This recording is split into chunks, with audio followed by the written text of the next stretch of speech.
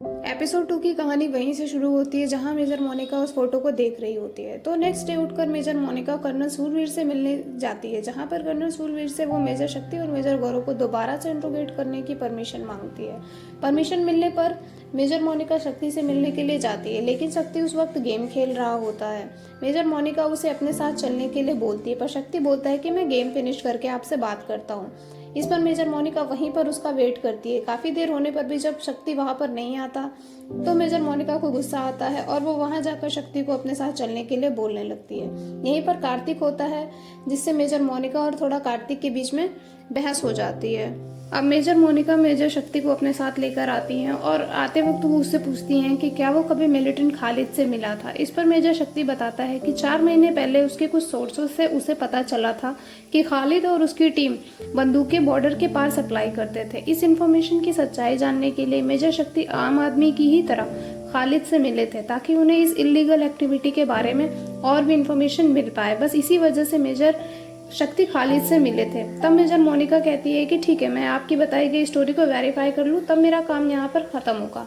अगले दिन मेजर मोनिका काम कर रही होती है और तभी उनके फियांसे का उन्हें कॉल आता है, बट काम में बिजी होने के कारण वो उनसे ठीक से बात नहीं कर पाती है।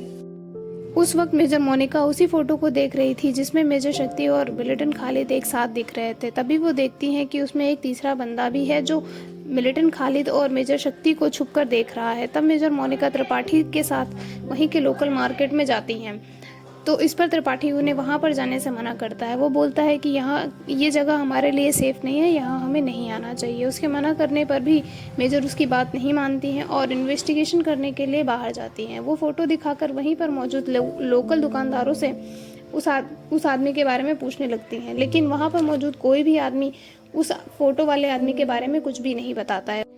वहीं पर एक बुरखे वाली लड़की भी होती है जो मेजर मोनिका को काफ़ी देर से ध्यान से देख रही होती है। थोड़ी देर बाद वो मेजर मोनिका के पास आती है और उसे बहाने से रोकने की कोशिश भी करती है। वो उसे मेजर को कुछ बताने की भी कोशिश करती है, पर मेजर उसकी बातें नहीं समझ पाती और मेजर वहाँ से चली जाती हैं।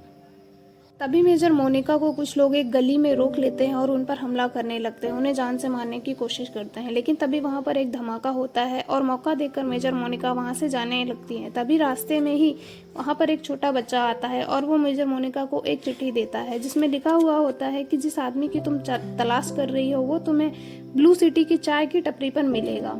इस पर मेजर मोनिका और त्रिपाठी वहां पर पहुंचते हैं, लेकिन वहां पहुंचने से पहले त्रिपाठी मेजर मोनिका को एक इशूड रिवॉल्वर भी देता है जो कि उनकी सिक्योरिटी के लिए ही होता है।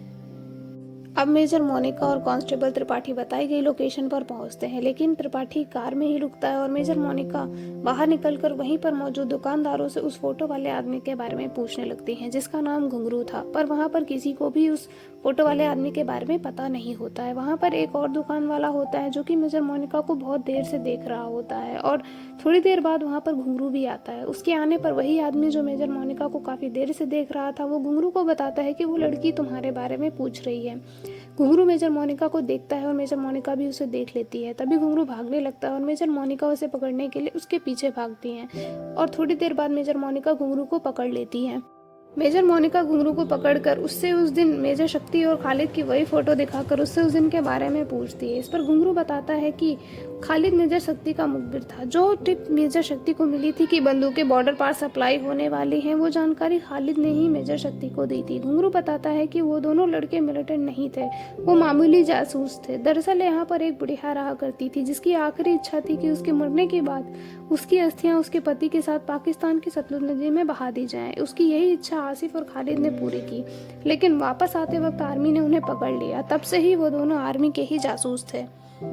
उसी शाम मेजर शक्ति और कार्तिक और वहाँ पर उनके कुछ और फ्रेंड एक क्लब में होते हैं और वहाँ पर मेजर मोनिका आकर कार्तिक से शक्ति के बारे में पूछती है। वो पूछती है कि शक्ति कहाँ है। इस पर कार्तिक कोई जवाब नहीं देता। तभी वहाँ पर थोड़ी दूर पर शक्ति और मेजर गौरव वहाँ पर साथ में होते हैं। मेजर उनके पास जाती है और शक्ति को कन्फ्रंट करते हुए कहती है कि तुमने झूठ बोला। वो शक्ति से पूछती भी है कि तुम क्या छुपाने की कोशिश करते हो।